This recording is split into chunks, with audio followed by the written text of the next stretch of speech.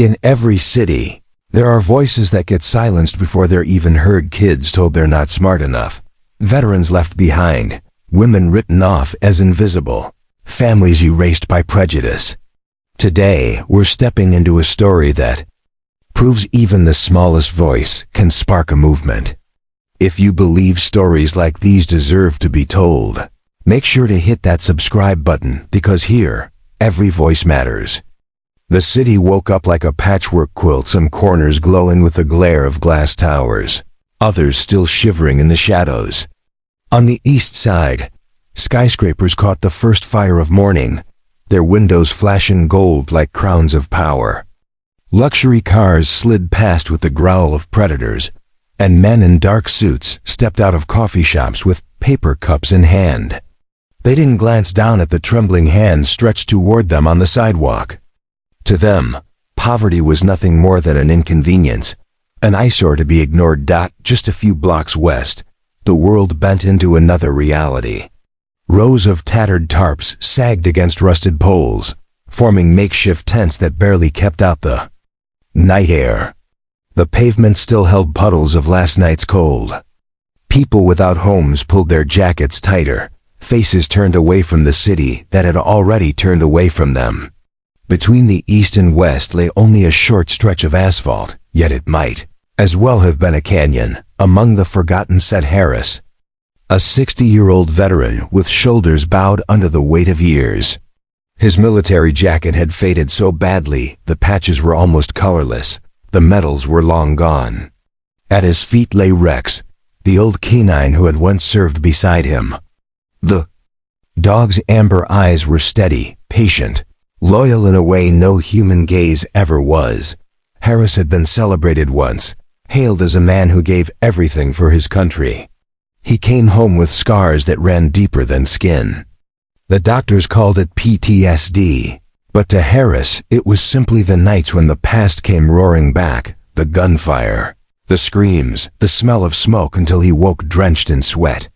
Rex was the only one who understood those tremors, the only presence that didn't flinch. When the world pulled away, Rex leaned closer, pressing his muzzle against Harris's hand like a quiet vow. I'm still here. A few streets over, the bell at Roosevelt High clanged to release its tide of students. They spilled out laughing, backpacks thumping, sneakers smacking pavement. In the middle of the crowd walked Amira, a slim brown-skinned girl with deep black eyes. She clutched her notebook tight to her chest, as if someone might rip it from her arms. Just days ago, her essay had won a national prize in literature, a triumph no one in her school had ever claimed. But instead of applause, she had been met with whispers. No way she wrote that. She must have copied. Come on, a kid from the project's writing like that? Please. The words spread faster than wildfire. In class, when everyone turned to listen, her teacher, Mr. Morgan, gave the verdict out loud, his voice flat and merciless. A poor student couldn't have written something that good. It's plagiarism. The sentence dropped like a gavel. Amira's hand tightened on her notebook until the paper crumpled. She wanted to shout, to explain how she had written every word in the quiet nights while her mother worked double shifts, how each line was pulled straight from the marrow of her life. But the way her classmates looked at her, skeptical, amused, dismissive, told her the verdict was already sealed. They believed him, not her. Outside the classroom windows, the afternoon sun poured into the courtyard, golden and warm. But inside Amira, everything turned gray. Each step she took on the walk home felt heavier, as though the sky itself had lowered onto her shoulders. Across town, the man in the suit who had ignored a beggar that morning now lifted a glass of wine at a fundraising gala. A proud donor to Roosevelt High, he was one of those men who saw education as a game rigged from the start. Wealthy children were destined to win. Poor children, if they ever shone, must have cheated. He smiled as the room buzzed with polite laughter, never knowing that this single prejudice would spark something bigger than his world could contain. Back in the shadows, Harris leaned into the brick wall, his head drooping against Rex's fur. His voice was barely a whisper. "We're still here. Rex, even if the world forgets." The dog lifted its head, eyes reflecting the neon flicker of a nearby billboard. In that moment, Rex's gaze seemed like a small flame in the smothered dark proof that loyalty, and maybe even truth, could still survive in a city that had long since stopped looking. Harris didn't always live on the streets. Once, there had been a modest home, a wife with soft laughter, and a daughter who painted the walls with her bright crayons. But war had a way of hollowing out what love had built. When he returned, the man who walked through the front door wasn't the one who had left. His wife tried, Lord, how she tried. She endured the nights of screaming, the broken dishes, the way Harris woke choking on memories that weren't hers to carry. Eventually, she packed up the daughter, left a note, and didn't look back. The house was sold. Harris drifted. He took odd jobs, lost them one after another when the flashbacks grew too strong. People stopped calling. Friends looked away. And then the streets claimed him, the way they claimed so many others, silently, as though it was always meant to be. Rex, retired from service after an injury, had been given to Harris almost by accident. They had both been cast aside, forgotten by the system they had once served. That bond, forged in rejection, was the only thing that kept Harris from unraveling completely. Just a few blocks away, on the other side of the invisible line that divided the city, lived Mrs. Dalton. Her apartment was clean, but every corner screamed of exhaustion. She had worked herself raw at the nursing home, picking up extra shifts just to keep food on the table for her daughter, Amira. The rent rose faster than her paycheck, yet she held on, stubborn as steel. She believed education was their way out, Amira's ticket to a life not measured in bills and overtime. When Amira's essay won the national prize, Mrs. Dalton had cried alone in the kitchen, the paper held against her chest like a miracle. But miracles rarely came without suspicion. In the eyes of her daughter's teacher, talent was not something a poor girl could possess. In the hallway, whispers trailed Amira like shadows. Even her closest friends avoided her now, afraid that standing by her side meant sharing her shame. She walked home with her head lowered, tracing the cracks in the sidewalk, wishing the ground could swallow her. At the edge of downtown, near the bus depot, another figure slipped unnoticed through the crowd. Marlene, a woman in her 50s with hair matted from weeks without a shower. She had once been a cashier, steady if unremarkable. A round of layoffs had cut her adrift. One missed paycheck became two, then the eviction notice arrived. She had nowhere to go but the street. People passed her with the same glance they gave. A broken trash can, something unpleasant, to be stepped around. She muttered sometimes, talking to no one, though the truth was she remembered perfectly well. She just didn't matter anymore. The city, in all its sharp glitter, had a way of making people invisible. The man in the suit at the gala didn't think of Harris when he spoke about supporting veterans. He didn't think of Marlene when he praised community outreach. To him, they were statistics in a speech, not faces on the street. His check bought applause, not change. And then there was Rex. The dog carried his own story in the scar that ran along his hind leg. Once, he had lunged into gunfire to shield Harris's unit. He had been celebrated briefly, then retired quietly when he was no longer useful. Now lying beside Harris on cold pavement, he was little more than another mutt to be shooed away from. Store entrances. Yet children sometimes paused to pet him, and in those fleeting moments, Rex's tail thumped against the ground with a joy untouched by circumstance. One afternoon, as Amira trudged home, her path crossed with Harris and Rex. She almost kept walking. Her mother had warned her not to linger near strangers, but Rex looked up, ears perked, tail wagging. Something softened in Amira's chest.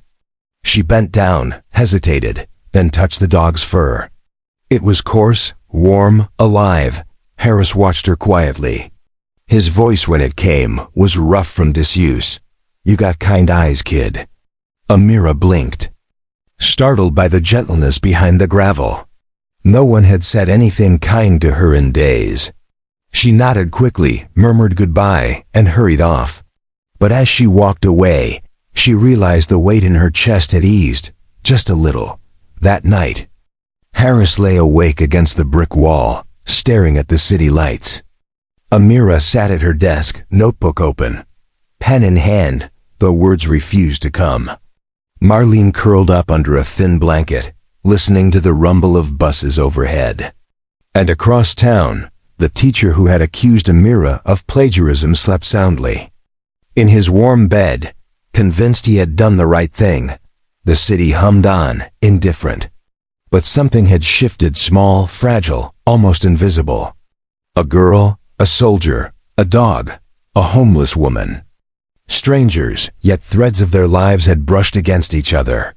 And sometimes, that was all it took for a spark to catch. The announcement came on a Tuesday morning, when the classroom smelled faintly of pencil shavings and floor wax. Mr. Morgan stood at the front, sleeves rolled neatly at his elbows, glasses perched low on his nose. He had the kind of presence that made students sit straighter, not out of respect, but out of fear that he might catch them slouching. On the whiteboard behind him, in thick blue marker, were the words, Academic Integrity Policy. His voice cut through the silence like a blade. Students, he said, it has come to my attention that one of our own has violated this policy in a most serious way. His gaze swept the room, finally pinning Amira to her seat. The National Essay Competition. The winning entry submitted under the name Amira Dalton. It was not her own work. A murmur rippled across the classroom. Amira froze. Her notebook, open on the desk, blurred before her eyes. This school does not tolerate plagiarism. Morgan continued, tone measured, almost proud. No student from a disadvantaged background could have written with such sophistication. It is a simple matter of logic. She must have copied. The words slammed into Amira like stones. Heat rose in her face, but her throat locked tight. She wanted to speak, to defend herself, but every time she caught someone's eye, she saw disbelief. Even her friends' kids who had borrowed her notes, laughed with her at lunch, looked away now, unwilling to risk standing beside her. The humiliation was complete when Morgan called her to the front. Bring your essay, Miss Dalton. Hands trembling, she carried the crumpled pages. Morgan lifted them high, shaking the paper for all to see. This, he declared, is not the voice of a child from poverty. It is the echo of someone else's work. And we will not reward dishonesty. The class fell silent. Then a snicker broke the stillness. Another student whispered too loudly, Told you she cheated. Amira's chest tightened, I'm not pressing, against her lungs. She wanted to shout that the essay was hers, that every line had poured from her heart during sleepless nights, when the city's siren sang outside her window. But her voice cracked before it could rise. Morgan had already pronounced judgment, and in his authority, truth didn't matter. By afternoon, the story spread through the halls. Amira the fraud, someone scribbled on her locker in black marker. At lunch, Trey shifted away from her table as if she carried a disease. She sat alone, staring at her untouched sandwich, until the cafeteria blurred with tears. But the humiliation didn't end within the school walls. That evening, a post appeared online. Local girl accused of cheating in national competition. A photo of Amira's face, snapped without permission, circulated with captions that cut deeper than any blade. Of course she cheated. Affirmative action gone too far. Typical. The ugliness multiplied, fed by strangers who had never read a word she'd written. Back in their small apartment, Mrs. Dalton tried to shield her daughter from the storm. She turned off the television, set the phone aside, pulled Amira into her arms. You wrote it, baby. I know you did. The truth will come out. But Amira's body shook with sobs. They'll never believe me. Not him, not anyone. Meanwhile, at the gala downtown, the suited donor raised his glass once more. When he spoke about the importance of upholding academic standards, the room applauded. He didn't mention Amira's name, but the implication was clear. He had heard Morgan's accusation, and he agreed. To him, the matter was already closed. The poor girl had overreached, and now she would be put back in her place. Across town, Harris sat against his familiar wall, Rex curled beside him. He overheard fragments from passers-by, snippets of gossip about a student who had lied her way to a prize. Harris didn't know the girl, but the contempt in their voices felt all too familiar. He had heard the same tone when people looked at him. Disbelief that someone like him could ever hold honor, respect, or truth. That night, Amira sat by her desk, staring at the blank page. The pen in her hand hovered, then dropped. For the first time in years, she couldn't write. The words, her only refuge, had been stolen from her, turned into weapons against her. She curled onto her bed, pulling the blanket over her head as if it could block out the entire city. And yet, not far away, Harris muttered into Rex's fur, "Don't worry, old boy. The truth has a way of clawing out, no matter how deep they bury it." The dog wagged his tail once, slow and steady, as if agreeing. Somewhere between the forgotten veteran, the accused girl, the homeless woman, and the powerful men who never doubted themselves, the city held its breath. The spark had been struck. The fire had not yet begun, but it was coming out by Wednesday. The city was already buzzing with the story. Local news stations picked it up, hungry for a narrative that fit neatly into their evening slots. National Essay Winner under investigation for plagiarism, the headline scrolled across the bottom of the screen. Amira's face, captured from her yearbook photo, filled living rooms of people she had never met. Some shook their heads with pity. Others smirked, nodding as if this confirmed everything they already believed about kids from neighborhoods like hers. That in the teacher's lounge at Roosevelt High, Morgan soaked in the attention. Colleagues clapped him on the back, calling him courageous for defending academic standards. He accepted the praise with modest smiles, though inside he burned with pride. He had always believed in the invisible lines separating gifted students from ordinary ones, and he felt vindicated. For drawing it so clearly, not everyone agreed. A young science teacher, Ms. Kim, sat quietly at her desk, watching Morgan revel.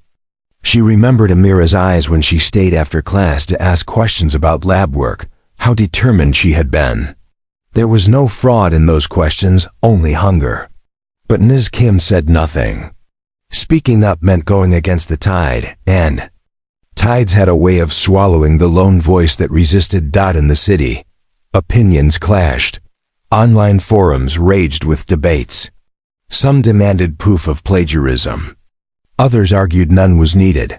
The essay was too polished, too moving to belong to a poor girl. At the Dalton apartment, the phone rang endlessly. Reporters knocked on their door. Mrs. Dalton kept the blinds drawn, clutching her daughter close. Whenever another stranger appeared outside, Amira barely left her room. She couldn't bear the stairs in the hallway, the graffiti on her locker, the laughter that followed her footsteps. Still, the essay itself had traveled farther than the accusations. A blog post had published the piece in full, and strangers across the country read it for the first time. Some were stunned by the raw honesty of her words. Others recognized the rhythm of a young mind stretching towards something greater. Messages trickled into the blog's comment section. "This feels real. Reminds me of my childhood. If this is plagiarism, then I'd like to meet the original genius." Harris heard the debates too as he lingered near the bus depot where newspapers were stacked each morning.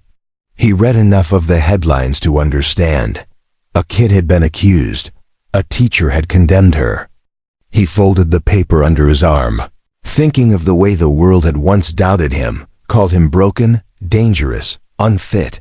He knew too well the cost of being dismissed. Rex pressed against his leg, tail brushing softly against his ankle, as if urging him not to sink too deep into those memories. And then there was Marlene, the homeless woman. She sat cross-legged on the cold pavement, muttering as people hurried past. But when she found a discarded newspaper, she smoothed it across her lap and read Amira's essay carefully. Her lips moved with the words, slow and deliberate, until tears streaked down her dirt-stained cheeks. "She wrote this," Marlene whispered. "I know she did." Nobody listened, but in that moment, the invisible woman believed in the invisible girl. Thursday brought an unexpected twist. A journalist from an independent outlet reached out, curious not about the accusations, but about the story behind the essay. She asked to meet Amira. At first, Mrs. Dalton refused, protecting her daughter from more cruelty. But the journalist persisted, promising fairness. And for the first time in days, a crack of light slipped through the darkness. That evening, Amira sat with her mother at their small kitchen table. The reporter asked simple questions. "Why did you write this piece? What inspired you?" Amira's voice shook at first, but then grew steady. She spoke of her neighborhood, of nights listening to her mother's weary footsteps, of the silence after the sirens faded. She described how she wanted to capture not just struggle, but the stubborn hope that refused to die. The reporter listened, recorder running, her eyes soft with recognition. When she left, she promised, "Your story deserves to be told." It was a small thing, fragile as glass, but Amira felt a shift inside. Someone had believed her. One person. Sometimes that was all it took to keep breathing. Back downtown, the man in the suit toasted another glass of wine, still blind to the storm gathering just beyond his reach. He couldn't see the threads pulling together, the veteran, the girl, the homeless woman, the faithful dog. He didn't know that his smug certainty would soon collide with truths too powerful to ignore. That night, as the city lights flickered against the clouds, Harris murmured to Rex, "Funny thing, old boy. They think the truth can be silenced, but it's stubborn. Kinda like us." Rex lifted his head, eyes reflecting the glow of passing headlights. Amira, miles away, opened her notebook once more. For the first time in days, her pen moved across the page. The words came haltingly, fragile, but alive. The city was still divided, still cruel. But beneath its hard surface, something had begun to stir, a whisper of change, a spark of resistance. And though no one knew it yet, this was only the beginning. The city had a way of pressing down on people until their spines curved and their eyes lost their shine. For those who had fallen to the bottom, every day felt like a test of endurance. Harris woke each morning with the same ritual, stretching stiff joints against the brick wall, brushing dirt from his coat, checking Rex's food supply, which usually meant breaking a stale piece of bread in half and sharing it. The world treated him as invisible until he coughed too loudly or lingered too close to a storefront. Then, suddenly he was a nuisance, someone to be shooed away. He carried a cardboard sign that read, "Veteran will work for food," though most days he doubted anyone truly read it. Their eyes skimmed past him as if he were nothing more than graffiti on the sidewalk. Sometimes, at night, Harris whispered to Rex about the men he had lost overseas. The dog didn't judge the tears that came when Harris remembered their faces. In those quiet hours, loyalty and memory wrapped around him like a threadbare blanket, thin, but the only warmth left. For Amira, the walls of Roosevelt High had become a cage. Every whisper, every giggle behind her back echoed louder than a shout. Teachers avoided her gaze in the hallway. Friends she'd known since kindergarten slid away from her at lunch tables. It wasn't just the accusation anymore, it was the verdict, etched in the way people looked at her. She was guilty in their eyes simply for daring to rise above what the world expected. One afternoon, as she walked home, a group of older students blocked her path. They circled her, sneering, "Hey, writer girl, tell us again how you stole that essay. You think you're better than us, huh?" Amira hugged her notebook tighter, wishing she could disappear. She didn't answer. Words, the thing that Had always been her power had deserted her. Finally, they grew bored and left her standing alone, cheeks burning with shame. At home, her mother tried to console her, but even Mrs. Dalton carried the weight of exhaustion. Bills piled up on the kitchen counter, final notices printed in red. She worked double shifts at the nursing home, caring for strangers while wondering who would care for her child. The injustice ate at her. The system had no mercy for those who worked hardest. Meanwhile, Marlene drifted through the streets like a ghost. Hunger gnawed at her belly, but hunger had become so constant it was almost a companion. She carried a plastic bag with a few clothes, muttering under her breath to drown out the silence. People said she was crazy, but she remembered everything. Day her boss told her the store was closing. The landlord's cold eyes when he slid the eviction notice under her door. The humiliating shuffle to the street with all her belongings in 2 trash bags. What broke her wasn't poverty itself, but the way people stopped seeing her. One rainy night, she crouched under a bus shelter, shivering. A man in a crisp suit brushed past, muttering, "Filthy." The word lodged in her chest, sharp as glass. She clutched her bag tighter, rocking back and forth, whispering, "I'm still me. I'm still me."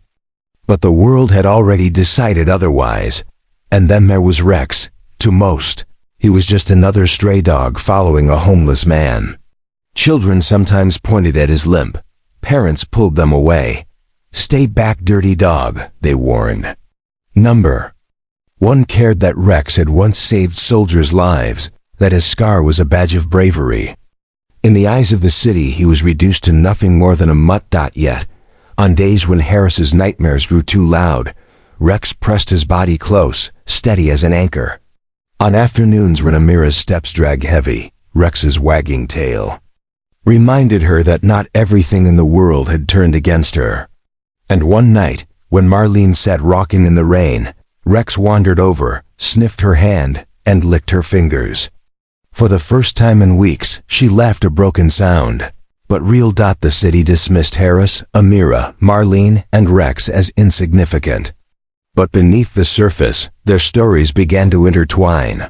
Threads of quiet resistance woven against the fabric of indifference. They were different ages, different races, different scars, but all carried the same brand. Judged, discarded, underestimated. And sometimes, the underestimated had the most to reveal. Friday mornings were supposed to smell like pancakes and syrup. Like something soft and forgiving. For Amira, it smelled of disinfectant and chalk dust. She dragged herself through the school doors, every step weighted. Conversations hushed when she entered, then swelled again in laughter. Even teachers seemed complicit in their silence. During English class, Morgan held up a packet of printed essays from the competition. He smirked as he laid them on the desk. "Here are works of genuine originality," he said, making sure to pause as his eyes flicked toward Amira. "Notice how authentic voices shine through." The students chuckled, some openly turning to look at her. Amira sank deeper into her chair, wishing her skin could turn to stone. When the bell rang, she bolted out, heart hammering, tears burning her eyes. She ran to the back stairwell and curled up on the steps, pressing her forehead to her knees. For the first time, she thought about quitting. Not just the competition, not just the school, everything. She imagined dropping out, disappearing, letting them win. What was the point of fighting a battle she could never win? Her phone buzzed. It was a message from her mother. "Don't let them take your words, baby. They're yours." Amira clutched the phone against her chest. She didn't feel stronger, not yet, but she didn't let go. Across town, Harris faced his own breaking point. That morning, 2 officers rousted him from his usual spot by the wall. "Move along," one barked, nudging his boot against Harris's sign. "I wasn't bothering anyone," Harris muttered. Too tired to argue. "Move," the officer repeated. Rex growled low, stepping between his master and the uniform. The officer's hand twitched toward his baton. "He's just protecting me," Harris said quickly, pulling Rex back. His heart pounded as the officers walked away, muttering about crazy vets and their mutts. After they were gone, Harris sat hard on the pavement, trembling. Once, he had worn the same uniform. Once, his service had been respected. Now he was treated like trash on the sidewalk. For a moment, he wished he had never come back from the war at all. Rex nudged his hand, eyes steady, unblinking. Harris exhaled, rough and shaky, and scratched the dog's ears. "Guess you're all I got left, boy." Meanwhile, Marlene wandered into the public library, hoping for warmth more than books. She shuffled between shelves, ignored by patrons who avoided her smell. At a desk, she picked up a newspaper someone had left behind. Amira's face stared up at her from the page. Accusations continued to mount. Marlene traced the photo with her finger.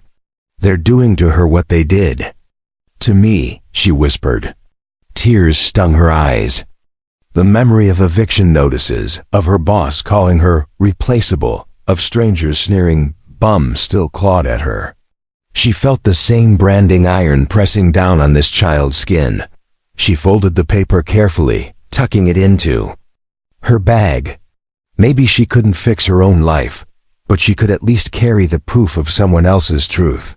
That evening, as dusk painted the city in bruised colors, the three threads wove closer. Amira walked home with her head bowed, shoulders hunched. Harris sat at his corner, Rex beside him. Marlene shuffled past, clutching her bag.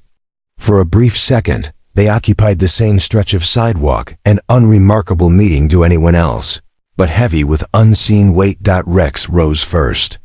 His tail swished once, twice.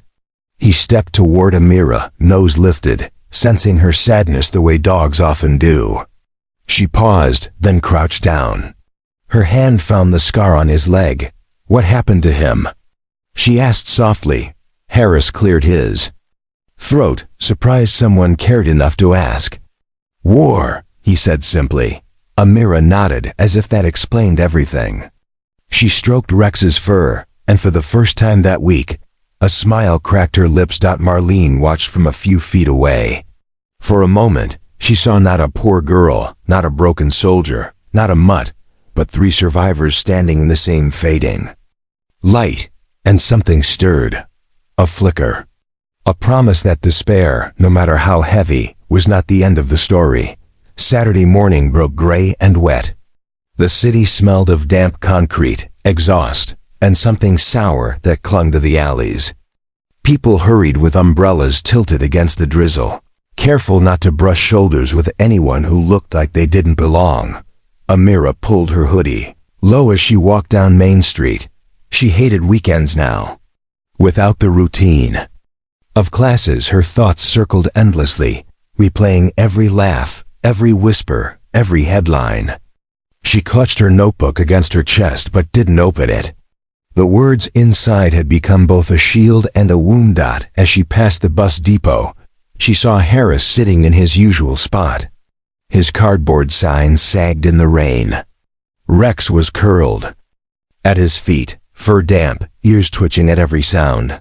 Something in their stillness drew her. She slowed, then stopped. "You're out early," Harris rasped, noticing her. "Couldn't sleep," Amira said. Her voice was barely audible under the hiss of rain. Harris nodded, as if that explained everything. In a way, it did. Rex lifted his head and trotted to her, tail wagging despite the drizzle. Amira crouched, running her fingers over his scar again. It grounded her, reminded her that wounds didn't erase worth. For a long moment, none of them spoke. The city moved around them, cars splashing puddles, umbrellas bobbing past, but it felt like an island of quiet. Then, from the corner, Marlene shuffled closer. She held her plastic bag tight, newspaper sticking out the top. She hesitated, eyes flicking between them, as if afraid her presence would break the fragile peace. "Is he friendly?" she asked, voice hoarse. Amira glanced up, surprised. "Yeah, he's gentle." Marlene reached out, fingers trembling, and Rex licked her hand. A sound escaped her throat, half laugh, half sob. He doesn't care what I smell like, she whispered. Doesn't care that I'm nobody. Harris's eyes softened. Neither do we, he said quietly.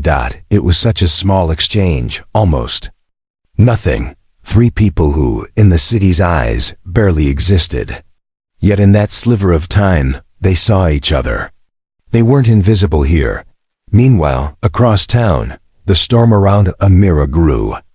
The donor at the gala had spoken publicly now, praising Morgan's integrity and condemning dishonest attempts to exploit opportunity.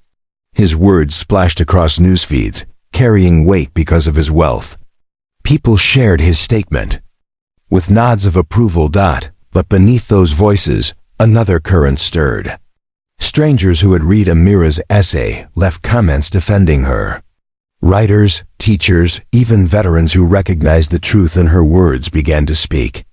This doesn't read like plagiarism, one said. This reads like lived experience. The city split down its middle. Those who believed her incapable, and those who believed in her precisely because her voice rang so raw. Ira didn't know any of this yet. All she knew was that she felt lighter in the rain, kneeling beside Rex, with Harris and Marlene nearby. The dog's steady presence stitched something back together inside her. For once, she didn't feel alone.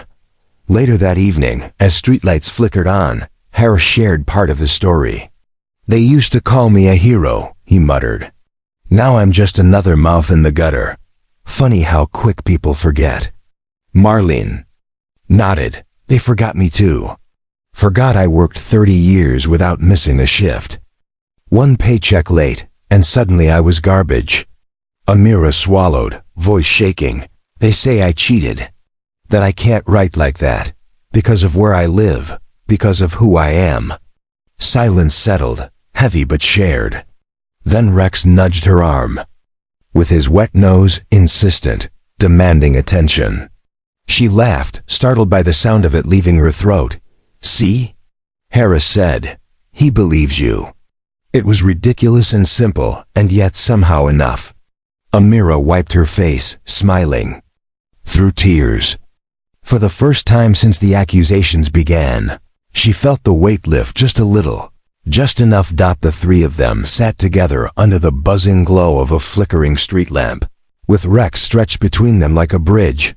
To passers-by, they looked like nothing more than a homeless man, a troubled teen, a muttering woman, and a stray dog. But in that small circle, a truth stronger than appearances had begun to take root. They had been underestimated, dismissed, discarded. But together, they were something else entirely, witnesses to each other's worth. And it was only a matter of time before the rest of the city would be forced to see it too. The spark caught fire on Monday morning. News broke that the state education board had launched an official review of Amira's essay. Television anchors spoke of it with the same solemnity they reserved for scandals and trials. For a girl barely 16, it was overwhelming. Her photo flashed on every screen, her name threaded through every broadcast. At Roosevelt High, the atmosphere was electric.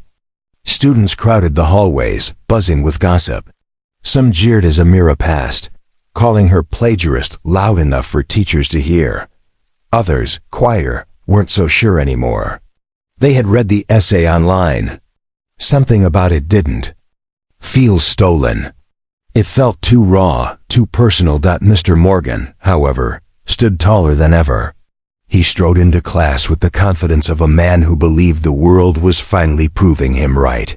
This, he announced, slapping a newspaper onto his desk, is why we have standards.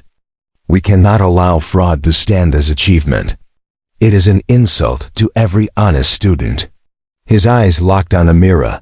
She sat rigid in her chair, cheeks pale, hands trembling beneath the desk. The words weren't new, but hearing them in front of everyone, in the authority of his voice, burned worse than ever. But then something unexpected happened. A boy from the back row, quiet, usually invisible, raised his hand. Sir, he said, hesitant but steady, have you actually proven it? I mean, you just assumed she cheated. The room froze. Morgan's face darkened. Excuse me? I read her essay, the boy continued, voice shaking but brave. It doesn't sound Coppet, it sounds like her. Gasps rippled. No one ever challenged Morgan. Students shifted nervously, but a few nodded. For the first time, doubt cracked. Through the wall of certainty, Morgan's jaw tightened. Sit down, this is not up for debate, but the damage was done. The silence that followed was no longer agreement, it was questioning. That evening, outside the school gates, a crowd had gathered. Protesters carried signs, "Let her speak and stop class bias." They weren't many, maybe 24, but their voices rose above the traffic, demanding fairness. Some were strangers who had read the essay online. Others were parents, tired of watching kids like theirs written off. Harris, drawn by the noise, drifted toward the edge of the crowd. Rex padded beside him, tail flicking. He hadn't planned to join, but something in the chant stirred the soldier in him, the part that remembered fighting for justice, not just survival. Amira and her mother stood in the doorway of the school. Hesitant, reporters shouted questions, cameras flashed. The girl's knees shook, but her mother squeezed her hand. "You don't have to hide anymore," she whispered. When Amira stepped forward, the crowd erupted in cheers. She tried to speak, but the words tangled in her throat. Then she looked down and saw Rex staring up at her, steady, loyal. The dog's gaze grounded her the way nothing else could. "I wrote it," she said, voice trembling but clear. "Every word. I wrote it because it's my life, my neighborhood, my truth. You can take my prize away, you can call me a liar, but you can't erase my voice." The crowd roared. Reporters surged forward. Even those who doubted her felt the undeniable force of conviction in her tone. But Morgan wasn't finished. He stormed from the building, his voice sharp as a whip. "This is a disgrace. A child from poverty cannot produce work of such caliber without deceit. Do not be fooled," the protesters booed. Cameras swiveled. And in that charged moment, Harris stepped forward. His voice, rough and weathered, cut through the chaos. "You think poor means worthless," he growled. "You think scars make us liars. I fought for this country, bled for it, and you threw me away the moment I wasn't useful. But I know truth when I hear it. And that girl? She's telling the truth." Gasps rose. A homeless veteran had spoken, his dog by his side, and for once, people listened. The standoff crystallized, an old teacher clinging to prejudice, a young girl demanding her voice, a broken soldier standing with her, and the city watching through.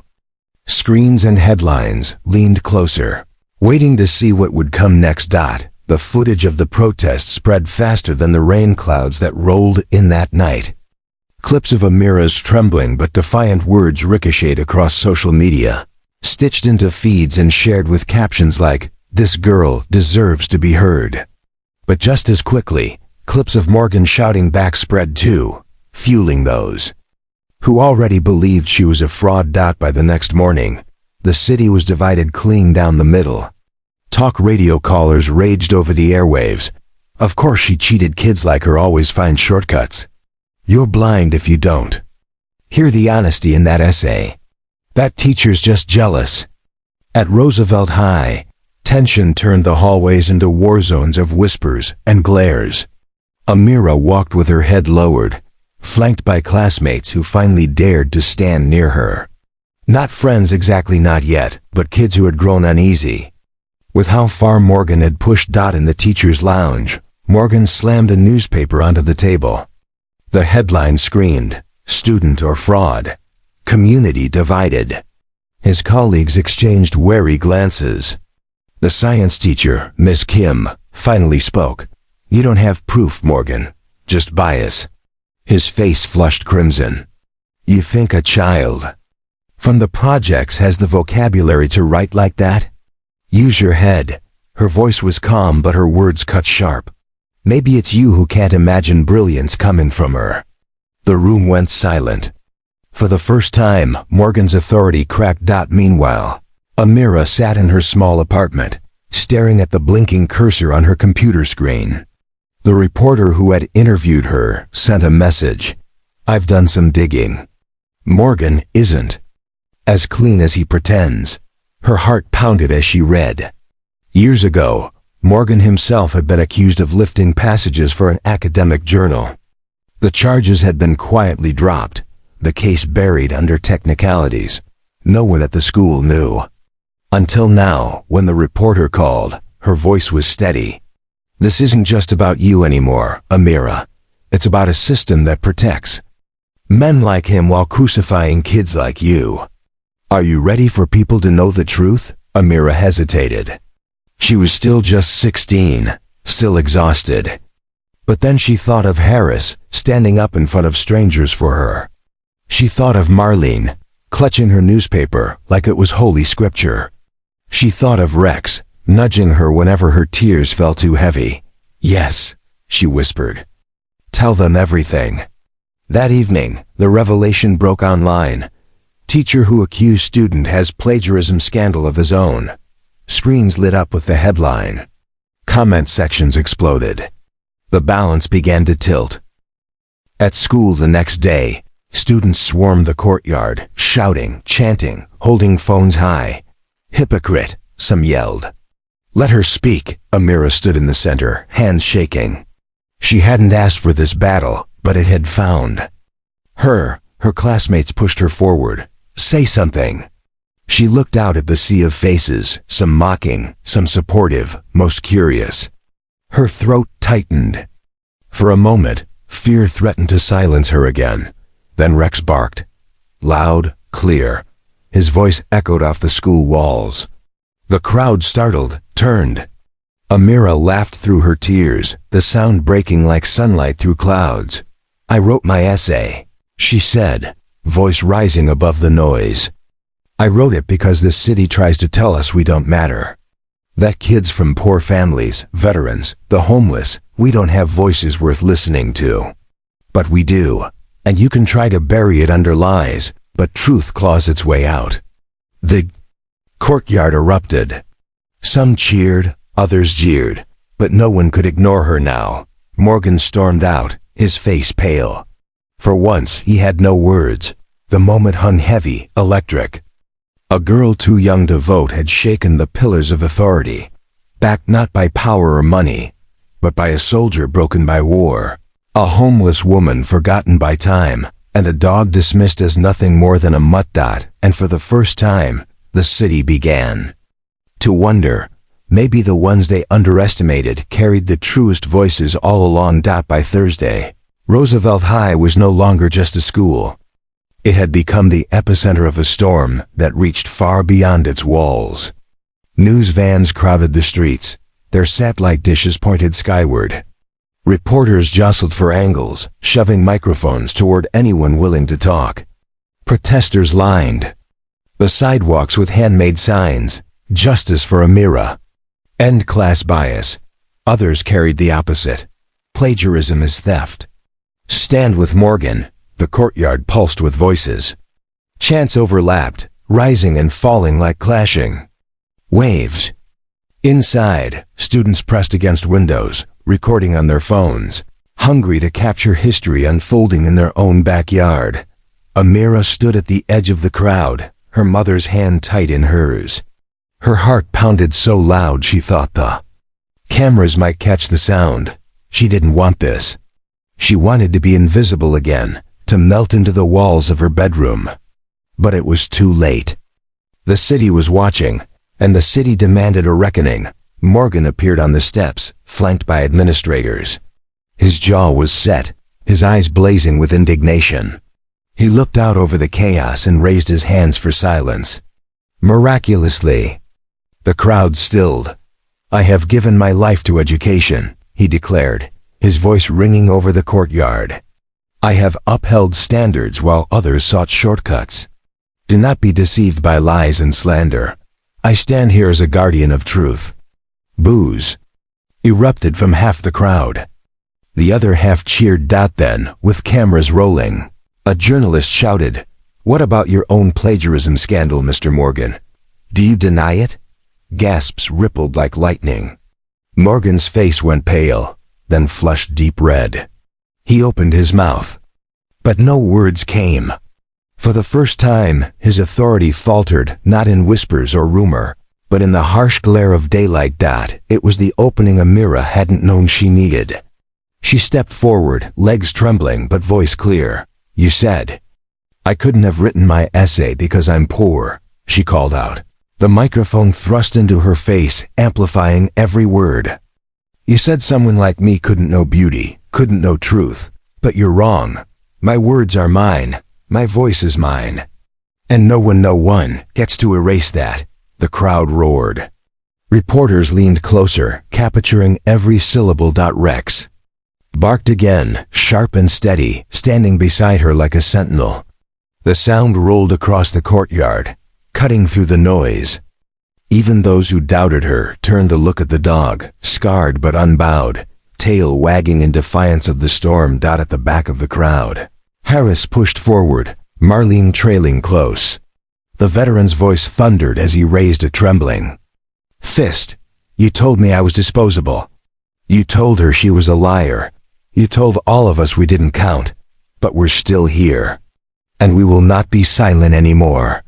Students who had once mocked Amira began to chant her name. Amira, Amira. Their voices shook the courtyard. Teachers glanced at each other, uncertainty flickering in their eyes. For the first time, the power had shifted. Then came the moment no one saw coming. Miss Kim, the quiet science teacher, stepped onto the steps beside Amira. She faced the crowd, microphone trembling in her hand. I've been silent too long, she said. But silence is complicity. Morgan accused a child without proof. He humiliated her because of where she came from. And I won't stand by anymore. The courtyard exploded. Students screamed, reporters shouted questions, administrators panicked. Morgan's face collapsed into disbelief as his own colleague turned against him, and in that chaos, something larger than the scandal began to take shape. It wasn't just about Amira anymore. It was about every student written off because of poverty, every veteran tossed aside after service, every homeless woman deemed invisible, every child judged by the color of their skin. For the first time, their voices converged not in whispers, but in a chorus that could no longer be ignored. Above it all, Rex barked again, the sound echoing like a battle cry, and the city, watching on 1,000 glowing screens, realized this wasn't just a fight over one essay. It was a fight over whose stories mattered. The aftermath came fast, like the silence after thunder. By Friday morning, Morgan's name was plastered across headlines. Teacher who accused student faces plagiarism allegations of his own. Photos showed him storming away from cameras, jaw tight, eyes hollow. Parents called the school demanding answers. Some defended him. He's a good man, just protecting standards. But most were outraged. How could the man who prided himself on integrity hide his own shame? Morgan locked himself in his office, blinds drawn. The once confident teacher now sat slumped at his desk, staring at the articles online. He tried to convince himself it was unfair, that the accusations against him were old, irrelevant. But deep down, the mirror of hypocrisy stared back. In the cafeteria, students buzzed with gossip. Amira walked in with her mother at her side, and for the first time in weeks, the room fell quiet. Some kids averted their eyes, ashamed of the things they'd said. A few muttered apologies under their breath. Others, emboldened by the shifting tide, smiled at her, clapping lightly as she passed. Amira kept her head high, though her heart still hammered. Vindication was not freedom, it was a heavy crown she hadn't asked for. Outside the school gates, Harris and Marlene lingered with Rex. They had become minor celebrities overnight, the veteran and the homeless woman who stood with the girl. Reporters tried to interview them, but Harris brushed them off. Fame wasn't what he wanted. What mattered was that Amira's voice had finally been heard, yet the world wasn't ready to let go of its cruelty. That night, as Harris searched for a dry place to sleep, a car slowed beside him. The window rolled down, and a group of young men sneered. "Hey hero, need a medal?" One mocked, tossing an empty soda can at his feet. Laughter trailed as the car sped off. Harris clenched his fists, trembling with rage. For all the cheers at the protest, the city still saw him as nothing more than a beggar in uniform. Rex whined softly, pressing close, pulling him back from the edge. Meanwhile, Marlene found herself in a situation almost comic if it weren't so cruel. A wealthy woman leaving the theater clutched her pearls as Marlene passed. Then, in the next breath, the woman stumbled on the curb, ankle twisting. She cried out, clutching at her chauffeur, who froze awkwardly. It was Marlene Ragged, limping Marlene, who bent down, steadying her.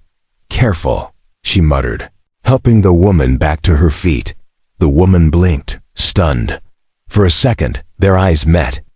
Then, embarrassed, the woman mumbled, "Thank you," and hurried away. Marlene stood in the drizzle, laughing bitterly. "Takes a bum to keep you upright, huh?" She whispered to no one. Back in her apartment, Amira sat at the kitchen table, staring at her open notebook. Words trickled again, slow but sure. Yet each line came with doubt. Would anyone ever read her work without suspicion? Could she ever write freely again? Her mother touched her shoulder. "Don't let them define you, baby. Your words belong to you." But Amira shook her head. "What if they're right? What if I'm not enough?" Her mother's eyes softened. "Then you'll keep writing until you prove it to them, to yourself, to the world." It wasn't a promise of ease. It was a call to endure. In the days that followed, unexpected allies emerged. Ms. Kim submitted a formal statement supporting Amira, citing her consistent brilliance in class. A group of parents organized a petition demanding Morgan's resignation. Local writers rallied online, publishing essays about how prejudice poisoned education. Still, the scars lingered. Amira carried whispers wherever she went, half praise, half doubt. Harris continued to battle both nightmares and sneers. Marlene drifted on the margins, visible only when tragedy or irony demanded her presence. And yet, within their circle, something unshakable had formed.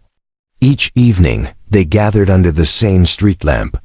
Amira would read aloud from her notebook, voice unsteady at first, then stronger. Harris would nod, his weathered face softening. Marlene would laugh or cry, sometimes both. Rex would curl at their feet, eyes reflecting the glow. They were not a family. They were something stranger, messier, but just as real, a tangle of broken lives stitched together by shared rejection. And though the city still tried to push them aside, in that small pool of light, they had carved out a place where they belonged. The storm refused to settle. Even as Morgan's reputation crumbled, the city remained restless.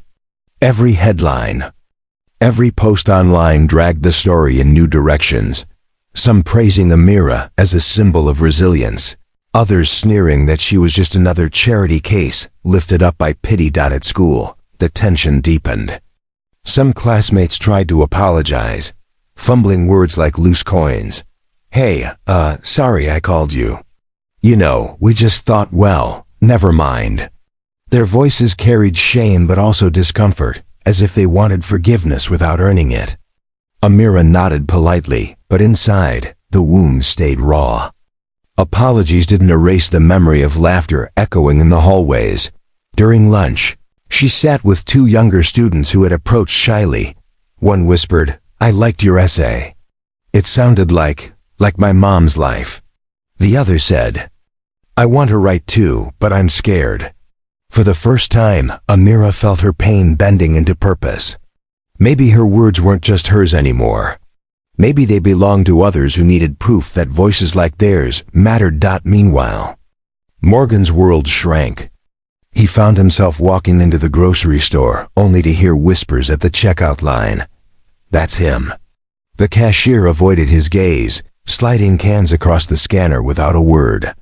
He stormed home, furious but alone. The administrators no longer returned his calls.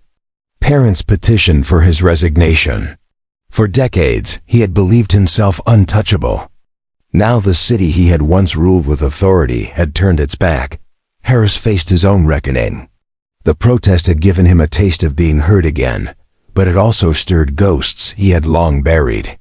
At night, when sirens wailed through the streets, he woke with a start, clutching Rex's collar like a lifeline. He thought of the comrades he had lost, of promises unkept. Guilt gnawed at him. What right did he have to stand before a crowd, speaking of truth, when he couldn't even hold his own life together? One evening, Amira found him trembling under the street lamp, head in his hands. She sat beside him without speaking. Finally he muttered, "I was supposed to protect people. That was my job, but I couldn't even protect my own men. Couldn't protect my family, and now I'm just nothing." Amira's throat tightened. She wanted to tell him he wasn't nothing, that he had saved her just by standing up when no one else would. But she also knew words, even honest ones, sometimes bounced off walls built from years of pain. So instead, she laid her notebook across his lap. "Then write something," she whispered. "If words saved me, maybe they can save you too." Harris stared at the blank page, then at her. His hands shook as he held the pen. He didn't know if he could, but for the first time in years, he wanted to try. Marlene's struggle played out more quietly, but no less painfully. The small burst of attention she'd received after the protest faded fast. Strangers still crossed the street to avoid her. Shopkeepers still shooed her away from their doors. One night she broke down, shouting at the sidewalk, "I'm not invisible. I'm not." People glanced, then hurried past. Only Rex trotted over, pressing his nose against her palm. She collapsed to her knees, hugging the dog tight, sobbing into his fur. Harris and Amira found her there and didn't turn away. They sat with her until the tears slowed. It was a strange fellowship. A girl accused, a soldier discarded, a woman forgotten, and a dog dismissed as worthless. Each carried their own despair, yet together, they were beginning to find pieces of strength. And then came the opportunity. Small but real. The reporter who had first believed Amira returned with an idea. "There's a public forum next week," she explained. "Writers, teachers, community leaders. They want you to read your essay aloud." Amira's stomach dropped. To read it, to stand before strangers, before cameras, and bear her words again, it terrified her. But the thought of silence terrified her more. Harris squeezed her shoulder. "They tried to bury you, kid. Maybe it's time to make sure they can't." Marlene clutched her newspaper, nodding through tears. "Let them hear you." Rex barked once, sharp and sure, as if to seal the decision. Amira closed her notebook, pulse racing. Fear still coiled in her chest, but beneath it, something steadier stirred. For the first time, the possibility of change no longer felt like a dream. It felt like a door cracked open, waiting for her to step through. The week leading up to the forum stretched like a taut wire. Every day felt heavier, as though the city itself was holding its breath, waiting for something to break. For Amira, the invitation to read her essay was both salvation and torment. She sat at her desk night after night, notebook open, staring at the words she already knew by heart. Each line felt like both a wound and a shield. Could she really stand up and speak them again? In front of cameras, strangers, critics hungry to dissect her, her mother sensed the battle inside her. One evening, she poured 2 mugs of tea, setting one beside her daughter. "You don't owe anyone your pain, baby," she said softly. "But if you choose to share it, it'll be on your terms, not theirs." Amira wrapped her hands around the warm mug, nodding. It wasn't an answer, but it steadied her. At the same time, Harris wrestled with his own ghosts. He knew the forum would be crowded, noisy, unpredictable, all the things that triggered his memories of war. Part of him wanted to stay away, to retreat into the shadows where no one expected anything. But another part remembered the cheers when he had spoken at the protest, the way people's faces had changed when they realized he wasn't just a bum with a dog. Rex sat beside him, eyes watchful, as if sensing his hesitation. "Harris." "Scratch the dog's ears." "Guess we're both gonna have to show up, homeboy." Marlene, meanwhile, found herself mocked more cruelly than ever. "You're that crazy woman from the protest." Teenagers jeered as she passed. One threw a crumpled fast food bag at her. "Thought you were some kind of hero? Still a bum." She wanted to scream, to lash out, but instead she clutched her newspaper tighter.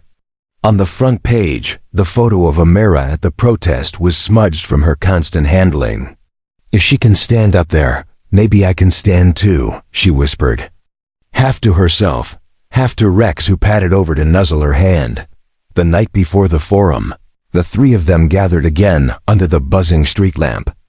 Rain misted through the glow, dampening their clothes but not their resolve. Amira read her essay aloud, voice shaking. Harris closed his eyes, letting the words wash over him like a balm on old wounds.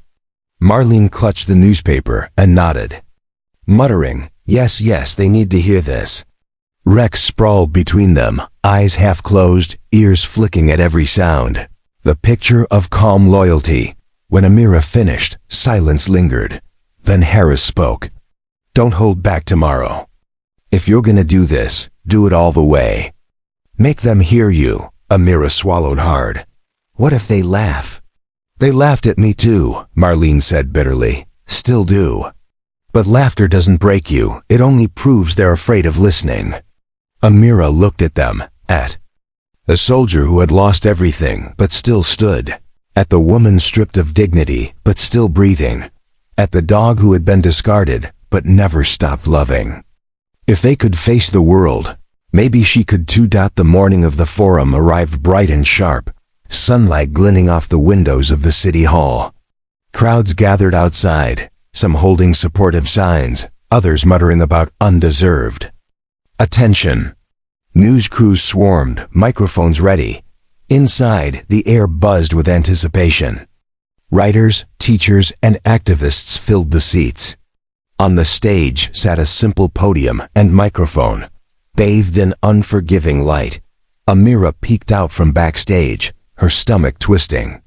She could see Morgan in the crowd, arms crossed, jaw clenched. Even disgraced, he had come, unwilling to release his grip on the narrative. Her knees buckled, but Harris was there, steadying her with a hand on her shoulder. "We got your back," he murmured. Marlene shuffled up beside her, clutching the folded newspaper like armor. "You're not walking alone," she said, and Rex pressed his head against her knee, eyes steady, grounding her in. A way nothing else could. The announcer's voice rang out. "Please welcome Amira Dalton." The crowd erupted in a mix of applause and murmurs. Lights blinded her as she stepped forward. She gripped the podium, heart hammering, throat dry. For a split second, the urge to run nearly consumed her. Then she heard it. One sharp bark from Rex, echoing backstage. Amira's lips curved into the faintest smile. She opened her notebook, inhaled, and began to speak. The first words caught in her throat. Amira gripped the podium, staring down at the black letters on the page, the lines she had memorized but suddenly couldn't recall. A hush fell across the room. Dozens of eyes bore into her, some supportive, others sharp, waiting for her to falter. Then she heard it again. One short bark. Rex.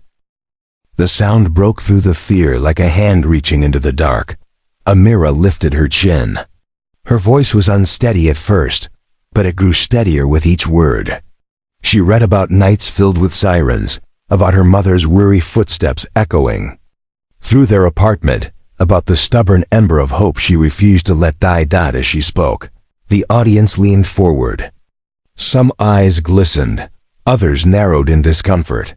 She wasn't offering them a tidy story of triumph. She was giving them the raw edges, the pain most preferred to ignore.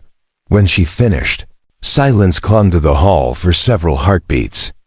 Then, applause erupted, not polite, but thunderous, spilling over itself. People rose to their feet. The sound rattled the windows. Amira's cheeks burned. She wasn't sure if she should bow, smile, or run. But then she saw her mother, tears streaming down her face. She saw Harris standing tall despite his tremor, pride etched deep into his features. She saw Marlene, clutching her newspaper like it was scripture, nodding through sobs.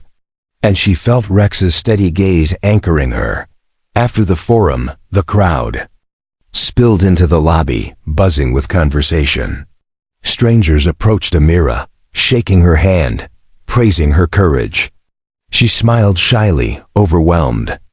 But then something unexpected happened. One of her classmates, a boy who had once scrawled "fraud" across her locker, stepped forward, face pale.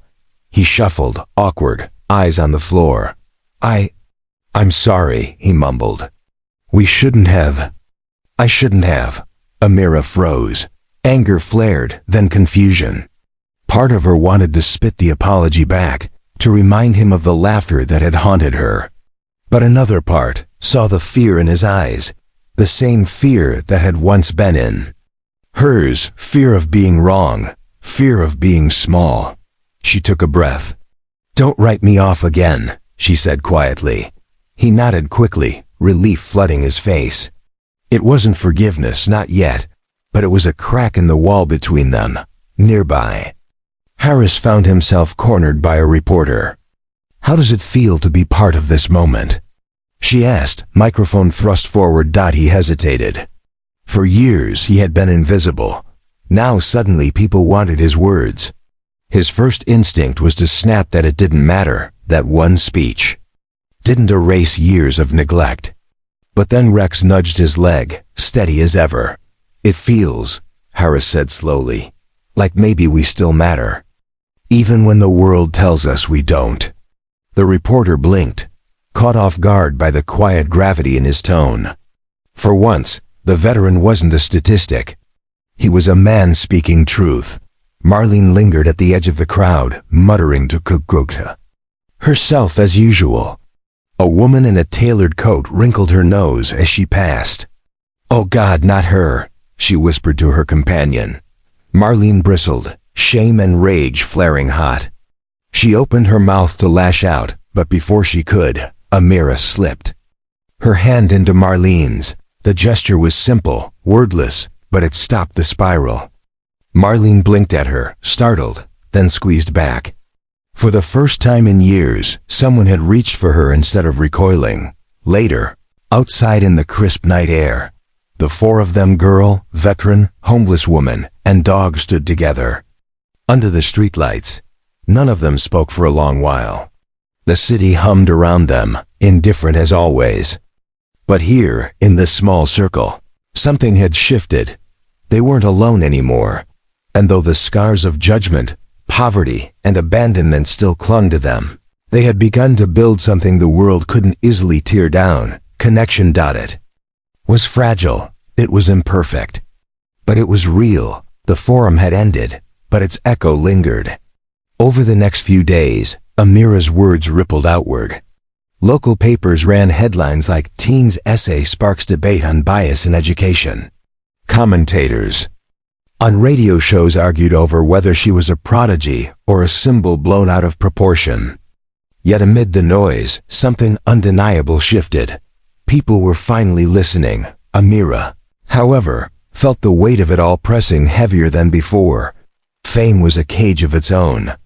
Strangers approached her at the grocery store, congratulating her as if she were a politician. Others hurled insults on the street, spitting words like "charity case" and "sob story." Each encounter left her torn between pride and exhaustion. One afternoon, she escaped to the park. Harris and Marlene were already there, sitting on a bench under a canopy of autumn leaves. Rex stretched out between them, soaking in the sun. "You did good, kid," Harris said, tipping his chin toward her. "Real good." Amira sank onto the bench, exhaling. "It doesn't feel good," It feels like I'm on display. Like no matter what I do, people are just waiting to tell me I don't belong. Harris studied her, then chuckled without humor. Welcome to our world, she turned to him, brow furrowed. He gestured broadly toward himself, toward Marlene. You think I don't feel eyes burning into me every time I sit on that sidewalk? They don't see me. They see failure. Same with Marlene. Same with you now. Different shapes, same poison. Marlene muttered, they look at me like I'm dirt stuck to their shoes. But dirt keeps things growing, don't it? Her voice cracked into laughter, but her eyes glistened. For the first time, Amira saw them not just as broken lives orbiting hers, but as mirrors. They all carried the same brand, stamped differently, but burning the same dot. Just then, a family walked past. A little boy tugged on his mother's sleeve, pointing at Rex. Can I pet him? The mother hesitated. Her eyes flicked to Harris's ragged jacket, to Marlene's unwashed hair, to Amira's worn sneakers. Discomfort tightened her face, but Rex, oblivious to prejudice, trotted over, tail wagging. The boy giggled as he buried his hands in the dog's fur. Harris smiled faintly. Amira's chest loosened. Even Marlene laughed, the sound rusty but true. The mother watched frozen, until finally hesitantly she knelt beside her son. Her hand brushed Rex's back. He's gentle, she murmured, almost surprised. In that moment, a wall cracked. It wasn't a speech, or a headline, or a protest. It was a dog reminding them all that connection didn't need credentials. After the family left, silence lingered. Then Harris said softly, that's the thing about him. He doesn't care who you are. He just decides you're worth loving. And that's that. Marlene wiped her eyes. Wish people were more like dogs. Amira thought about it the rest of the day. Rex wasn't just a companion. He was proof that worth couldn't be measured by wealth, status, or pedigree. He loved Harris though the world spat on him. He comforted Marlene though strangers recoiled. He believed in Amira when even her teachers didn't. That night, she scribbled in her notebook, if the world could see us the way a dog does, maybe we'd all be free. The next morning, at school, she found a folded note in her locker. Inside was a single sentence, I believe you. No name, no signature. But the words sent a shiver down her spine. Not everyone was ready to admit it publicly, but the tide was turning. Meanwhile, Morgan's silence grew louder. He hadn't returned to class since the forum. Rumors swirled. That he was under review, that he might lose his job. Some students pitied him, others mocked him. Amira felt neither. She only felt tired. Yet even he lingered in her thoughts. How could a man who had once dedicated himself to teaching become so blinded by prejudice? What had hardened him so completely? She wondered if somewhere inside him there was regret he couldn't admit. The thought unsettled her. She didn't want to see humanity in the man who had humiliated her. But she couldn't help it. Maybe that was what made her different, that she still searched for cracks of light, even in the ones who had tried to bury hers. That evening, back under the street lamp, Amira read her new line aloud. Harris grunted approval. Marlene nodded furiously. Rex wagged his tail, pressing closer to all of them. For the first time, Amira didn't just feel like the girl fighting to prove herself. She felt like part of something larger, something stitched together not by power, but by scars and loyalty and the stubborn refusal to be erased. The shift didn't happen with fireworks or headlines. It happened in small, almost invisible gestures, moments that seemed insignificant until they began to add up. On Tuesday, Amira walked into school expecting the usual whispers. Instead, she found a surprise. The boy who had once scribbled fraud on her locker now stood beside it, scrubbing at the marker with a rag. He looked awkward, cheeks red, but determined.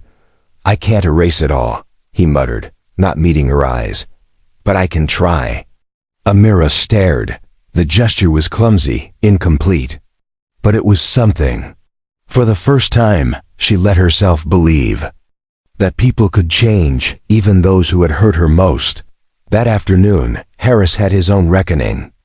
Sitting outside a diner, he saw a man in uniform approach, a younger soldier, freshly returned. The sight sent a jolt through him. He braced for contempt, but the soldier stopped, saluted, and said quietly, "Thank you for your service, sir." Harris blinked, stunned. For years the world had treated him as disposable.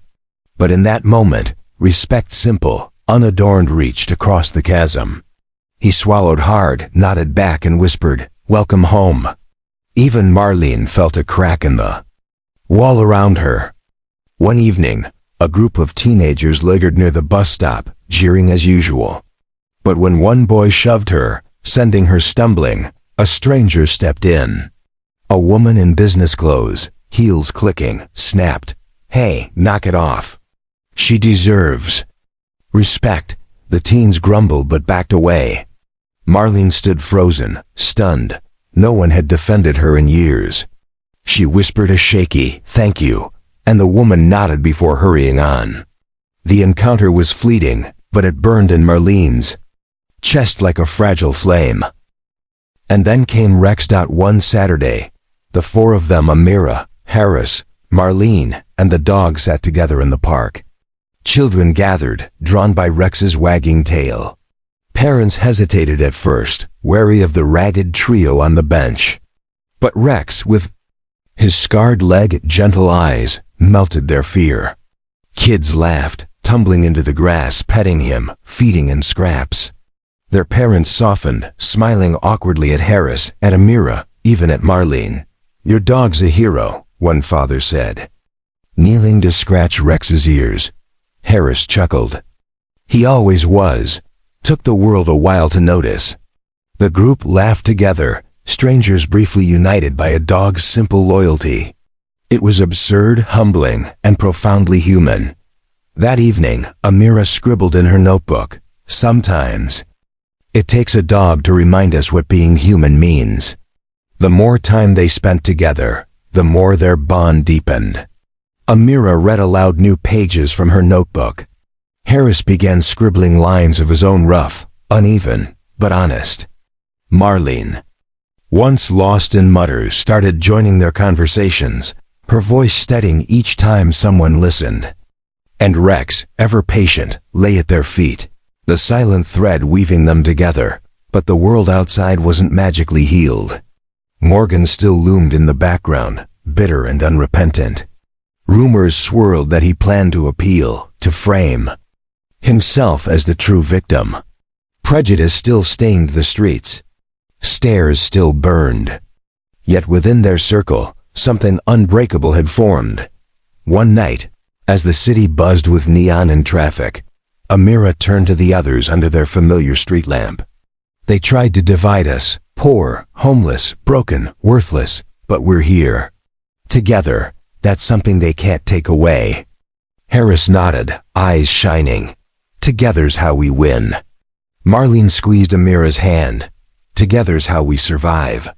And Rex, with impeccable timing, barked once loud, sharp, echoing off the walls of the buildings around them.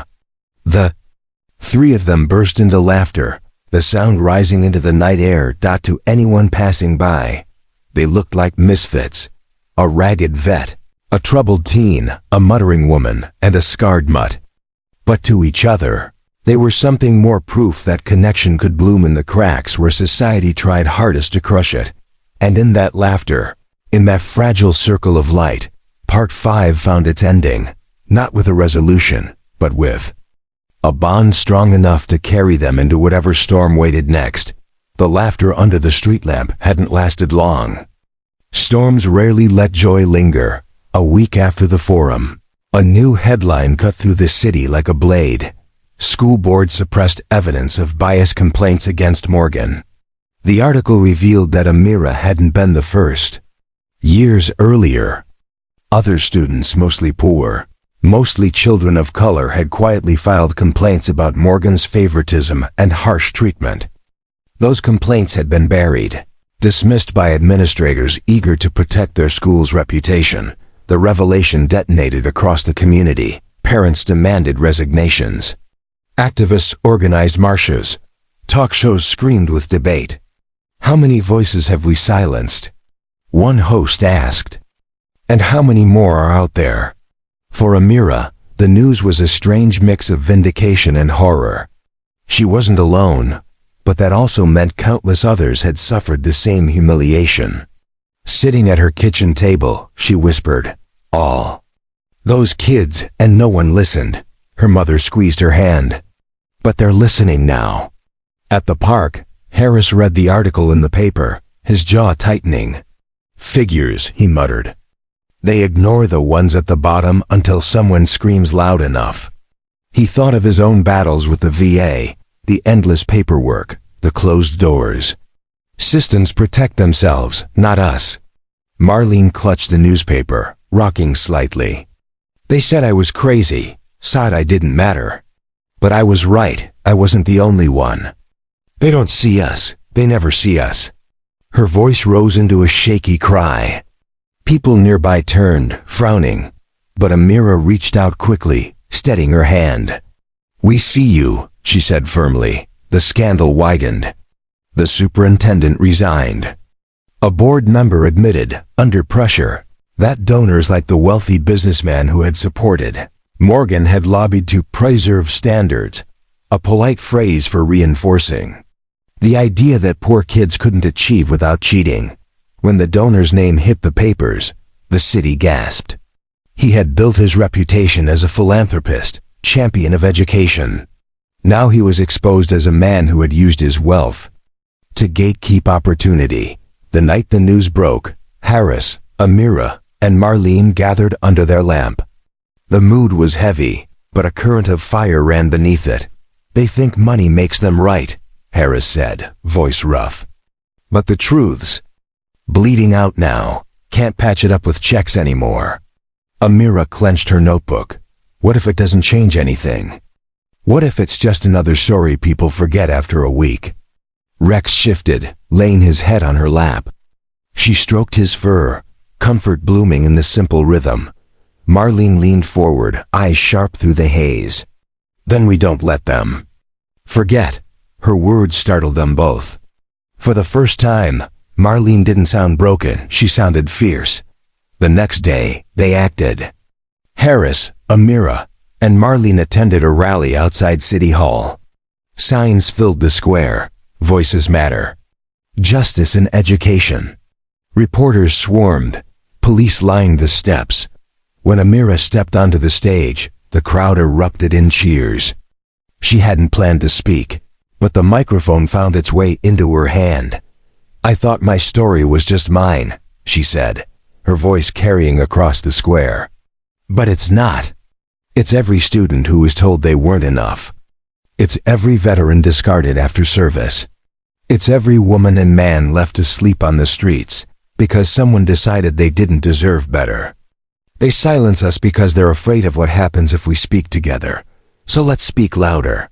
The square thundered. Chants rose, shaking the air. Harris felt something stir in his chest, a memory of standing shoulder to shoulder with comrades, fighting for something bigger than himself. Tears burned his eyes. Even Marlene, usually lost in her mutters, stood tall. She lifted her newspaper high, shouting, "We matter." Her voice cracked, but it rang clear.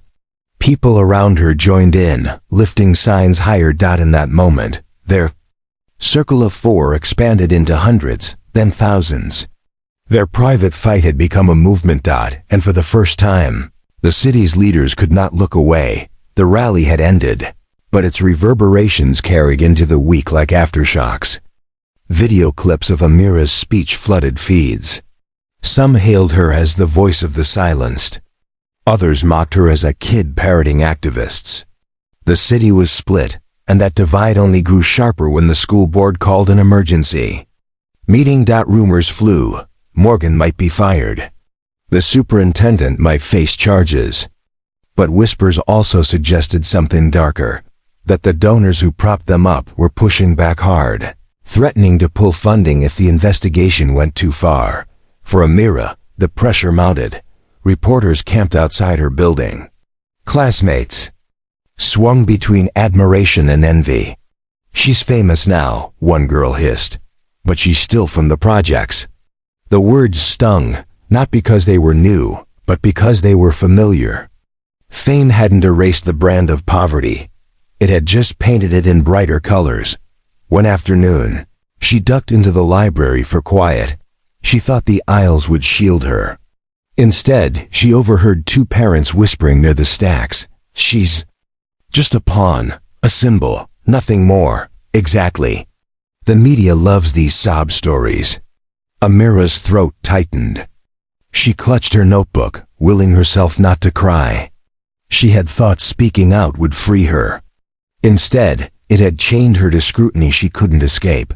Harris faced his own trial. After the rally, a local paper ran a profile on him. "Homeless veteran speaks out at protest." At first he felt pride. Finally his story mattered.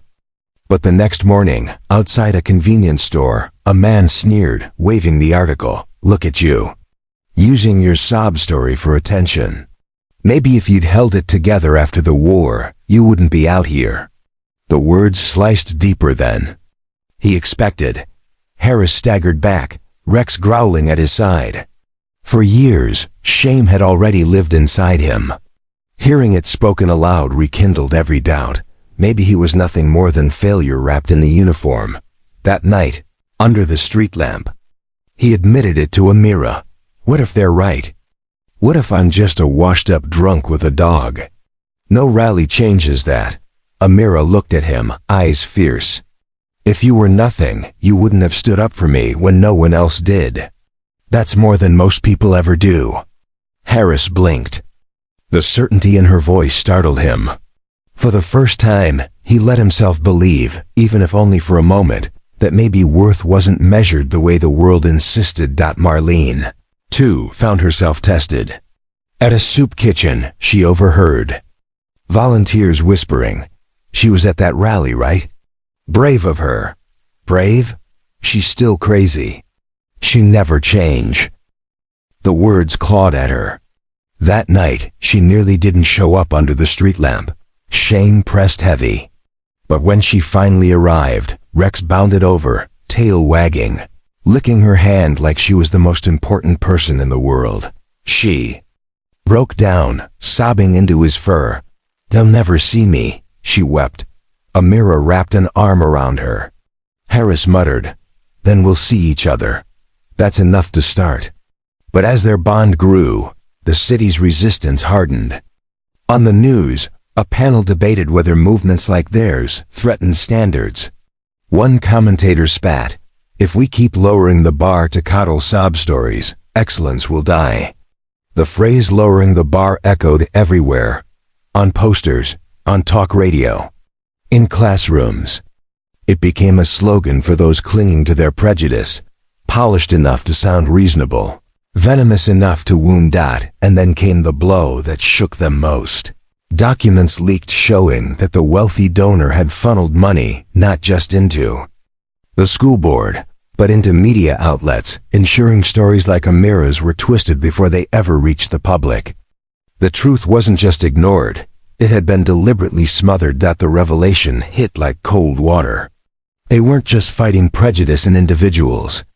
They were fighting an entire machinery built to silence them, under the street lamp. That night, silence weighed heavier than usual. Finally, Harris broke it. "We thought we were up against one man. Turns out it's the whole damn system." Marlene clutched her newspaper tighter. "Then we tear louder." Amira looked at Rex, steady at her feet. His scarred leg, his wagging tail, his eyes that never doubted her. She whispered, "Then we don't stop." The fight had only begun, and the city was about to see just how loud the underestimated could be. The city hall meeting was meant to be routine, a chance for the school board to issue bland statements and quiet the outrage. Instead, it became a battlefield. The chamber overflowed, parents clutching petitions, students holding handmade signs, reporters packed shoulder to shoulder. Security tried to keep order, but the tension was combustible. On one side sat those demanding Morgan's resignation and accountability for the cover-ups. On the other sat defenders clutching at standards and tradition.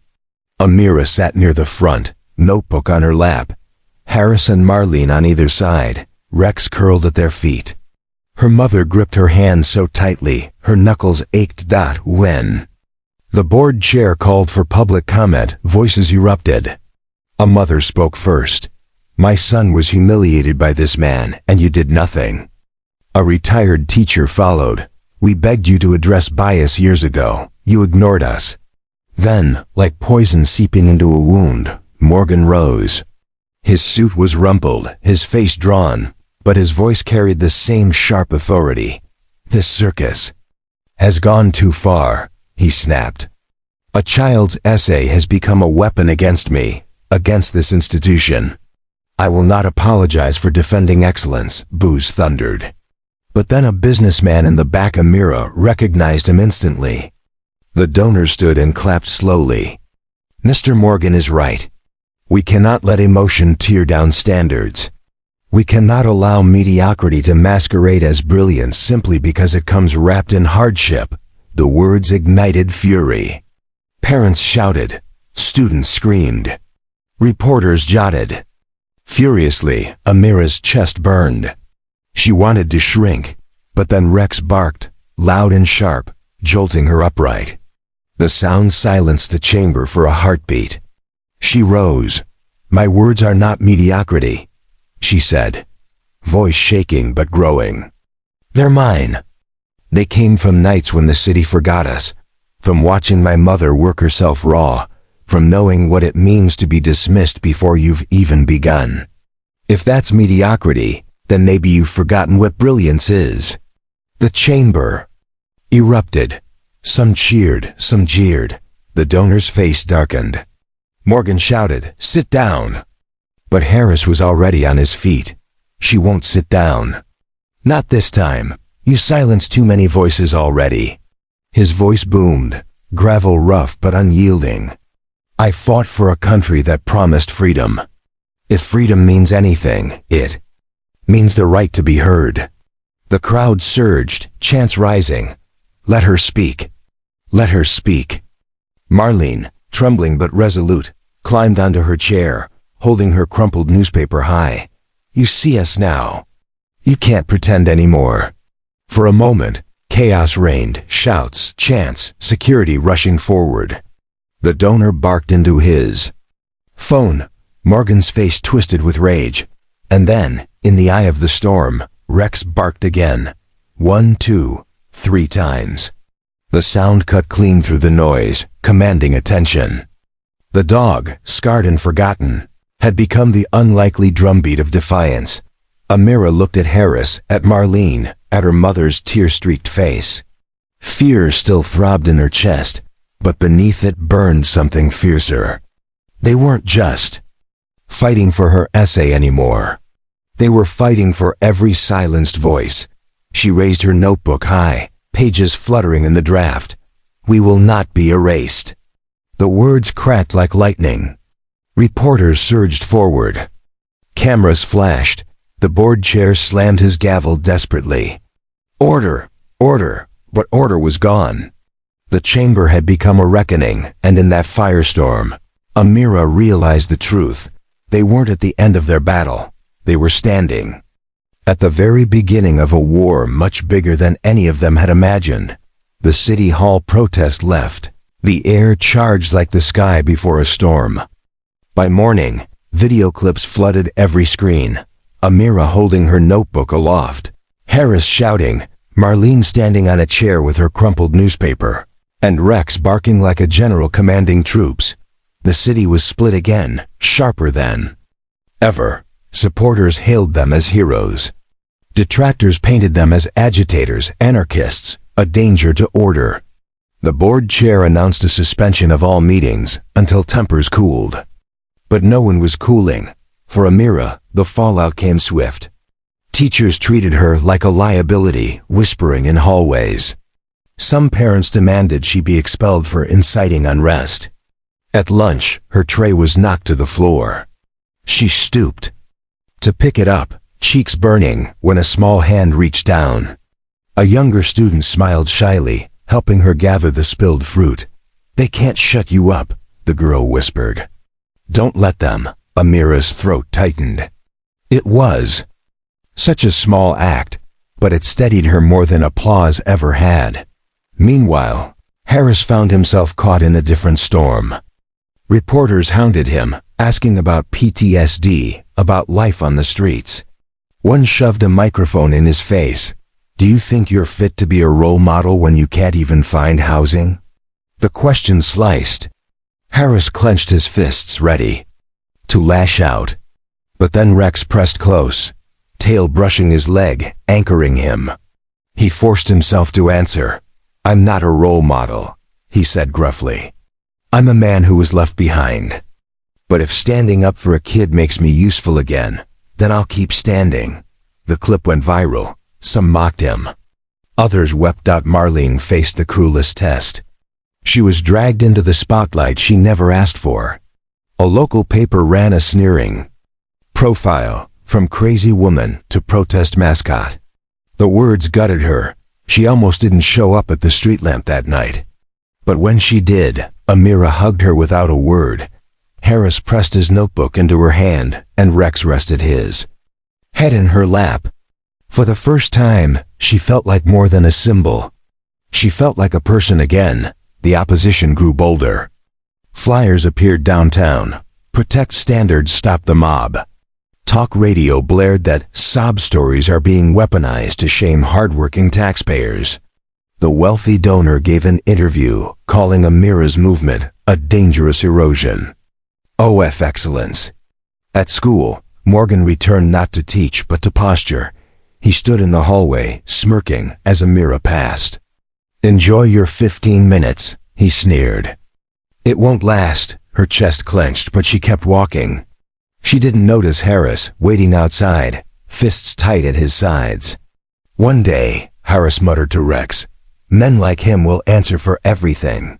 But even as the world pushed back, cracks spread wider.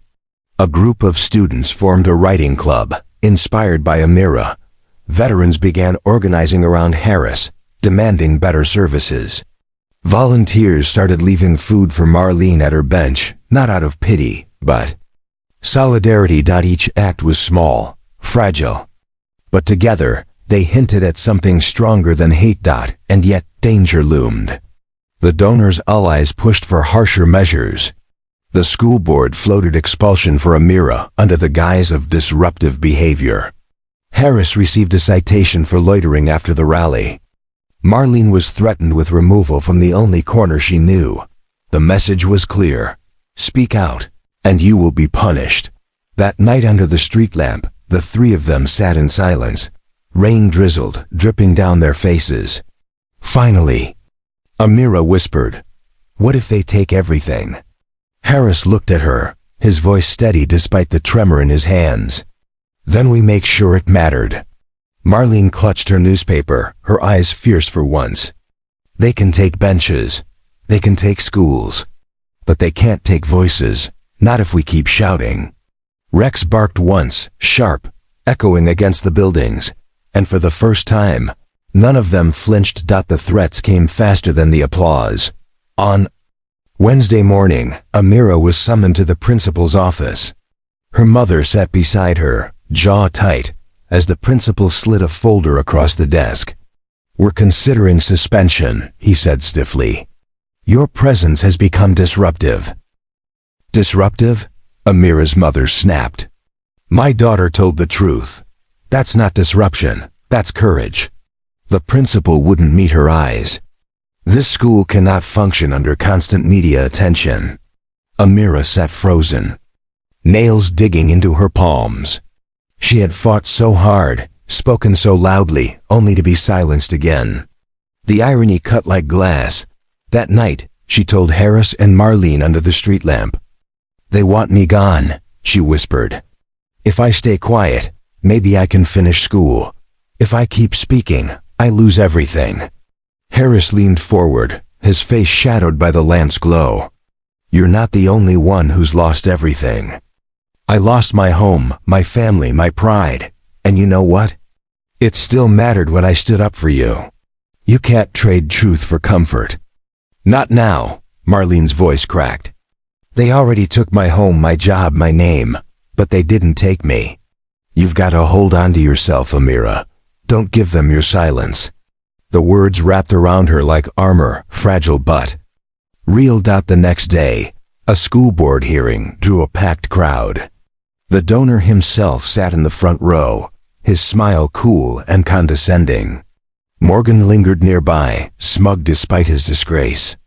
Amira, flanked by her mother, Harris, and Marlene, stepped inside. The chair banged his gavel. This hearing will address whether Miss Dalton's conduct has violated the code of student behavior. Whispers rippled. Cameras clicked. The donor rose first. This is not about one essay, he declared. This is about preserving standards. If we allow disruptive behavior, rallies, protests, slander of respected teachers, our institutions will collapse. The crowd split, half applauding, half booing. Then Morgan stepped forward. She didn't write that essay. Everyone knows it. She's a fraud. The words lit a fire in Amira's chest.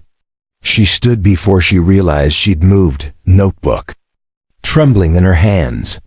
You say I couldn't have written it because I'm poor, because I'm black, because I don't fit your picture of brilliance. But I did, and every word was mine. Gasps rippled. The donor sneered. Child, you're being used. These radicals are putting words in your mouth. Harris shot up, voice booming. She doesn't need anyone to put words in her mouth. She's got her own, and they're stronger than yours.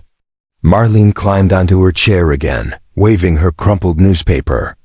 You tried to bury her, tried to bury me, tried to bury him. But we're still here, the room roared. Reporters jostled for position. Board members shouted for order. The donor turned red, barking into his phone. And then small but undeniable came. The moment that shifted the tide. A teacher in the back, one of Morgan's longtime allies, rose slowly. His voice was shaky, but loud enough. I read her essay. I believe her. Another teacher stood. Then a parent, then a student. One by one, voices rose. I believe her. I believe her. The chamber shook with the chorus. Morgan's face collapsed. The donor's smile curdled. For the first time, their power slipped through it all. Rex barked once, twice, 3 times, his tail thumping like a drumbeat. Amira felt tears sting her eyes. The fight wasn't over. Punishments might still come. But in that instant, she knew. She was no longer standing alone. The chamber was chaos, voices clashing, gavel pounding, cameras flashing like lightning. Yet through the noise, the chant swelled louder. I believe her. I believe her. Amira gripped the podium, trembling. For weeks, she had carried the weight of silence, of ridicule, of doubt. Now voices that once cut her down rose in her defense. Tears blurred her vision. She had dreamed of this moment, but never dared believe it could come. Morgan shouted over the crowd, desperation cracking his voice. This is hysteria. You're all blinded by sympathy. This girl is no genius. She's a fraud, and you know it. But no one cheered him. The silence that followed was worse than boos. For the first time, his words landed hollow, exposed for what they were. Prejudice dressed as authority. The donor rose, face flushed with fury. You people don't understand. Standards matter. Without them, society falls apart. If we start celebrating mediocrity, what's left? That was when Harris stood. His hands shook, but his voice carried like a drum. You talk about standards. I lived by them, served by them, watched men die by them. And when I came home, those standards left me on the street with nothing but this dog. If your standards mean throwing away the people who need help most, then maybe it's your standards that are broken. The chamber roared. Some cheered, some jeered, but no one could ignore the raw truth in his voice. Then Marlene, trembling but fierce, climbed onto her chair again. She held her crumpled newspaper aloft, shouting until her voice cracked. They told me I was worthless. That I was invisible. But look at me, I'm still here. And if I matter, then so does she. So do all of us. Her words, jagged and imperfect, sliced deeper than any polished speech. Reporters turned their cameras, capturing the image. A ragged woman, once dismissed as crazy, standing tall in defiance. Amira's mother pressed forward, tears streaming. She wrapped her arms around her daughter, whispering, "I'm so proud of you, baby." Then, louder to the board, "You tried to break her, you won't." The chua board chair slammed the gavel again. "Order, this meeting is adjourned." But order was gone. The crowd surged as people spilled into the street. Chants carried into the night air, echoing down city blocks. "We matter, we matter." Amira stepped outside, notebook clutched to her chest. Harris limped beside her, Rex pressed close at his side. Marlene clung to her newspaper, eyes shining. The city lights glared harshly, but for once, they didn't feel like judgment. They felt like fire. A reporter shoved a microphone forward. "Amira, what now? What's next for you?" She paused, heart hammering. She could have said, "I don't know." She could have said, "I just want to go home." Instead, she looked at Harris, at Marlene, at Rex, the family she hadn't expected but had somehow found. "What's next?" she said, voice clear. "We keep speaking. Because silence is what let them bury us in the first place." The crowd erupted. Her words raced across screens within minutes. By morning, they would be headlines. By evening, HTAGS. But in that moment, standing in the street with voices echoing around her, Amira didn't care about headlines.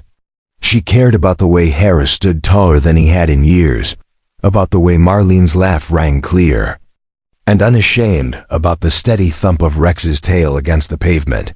They had not won, not yet. The donor still had power. Morgan still clung to lies. The system was vast, its roots deep. But they had cracked the surface. And sometimes, a crack was all it took for light to pour in. As the chants rolled on into the night, Amira raised her notebook once more, its pages fluttering in the wind. This wasn't the end. It was the threshold. And on the other side waited part 8, the reckoning, the resolution, and whatever future they dared to carve. The days after the board hearing felt like the city had been cracked open. News anchors replayed the footage again and again. Amira raising her notebook, Harris declaring the truth, Marlene's trembling defiance, Rex barking like a drumbeat of justice.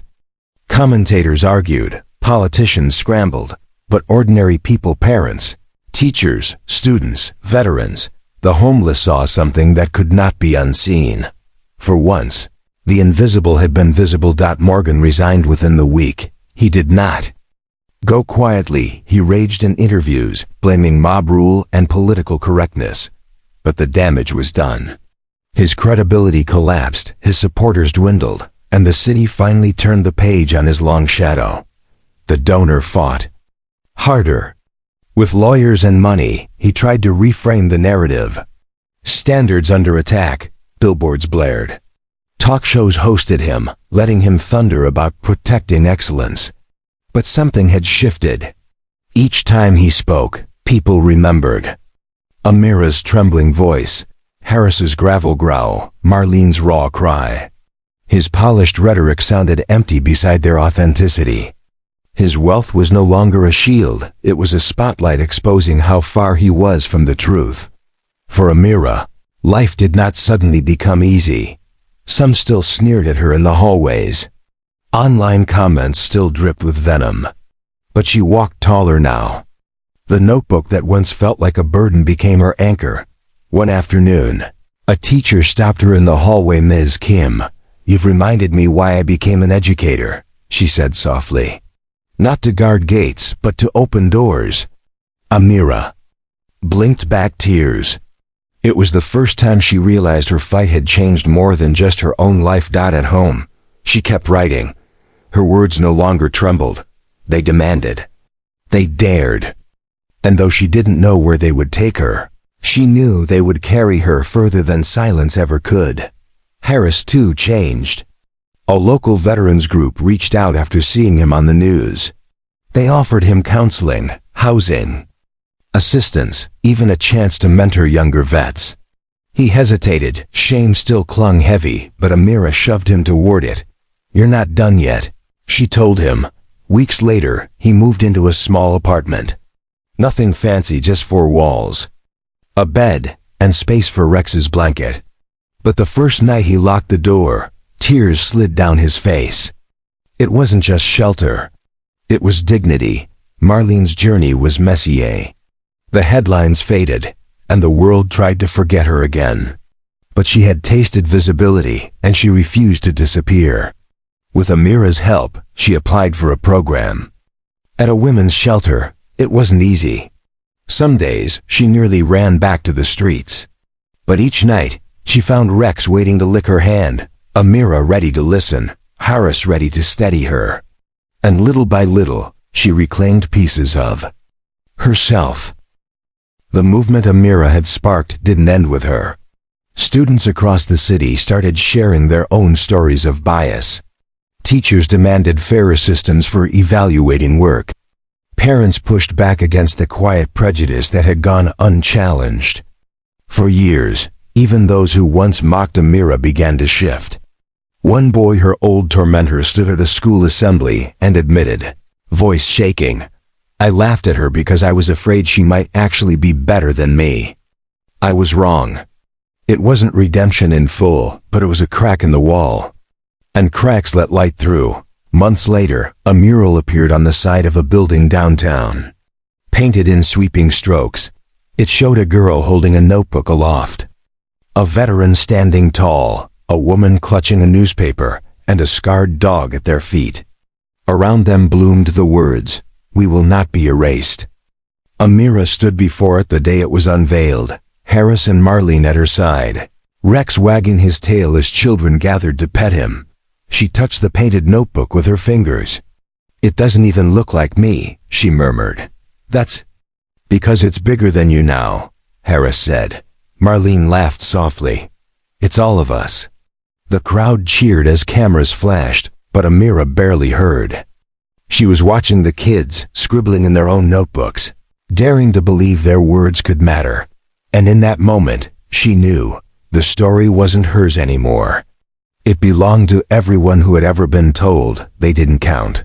The city did not transform overnight. Prejudice lingered. Poverty remained. Systems resisted. But something irreversible had begun. The silenced had spoken, and the world had listened, even if only for a moment. And that moment was enough to spark 1,000 more. Amira closed her notebook. Harris rested a hand on Rex's head. Marlene clutched her newspaper, and together, they stood before the mural. They were not erased. They never would be again. They tried to erase her words. They tried to bury his service. They tried to make her invisible. But together, with loyalty, courage, and truth, they proved something the world will never forget. We will not be erased. If this story moved you, subscribe now and join us for the next one, because the fight against silence is only just beginning.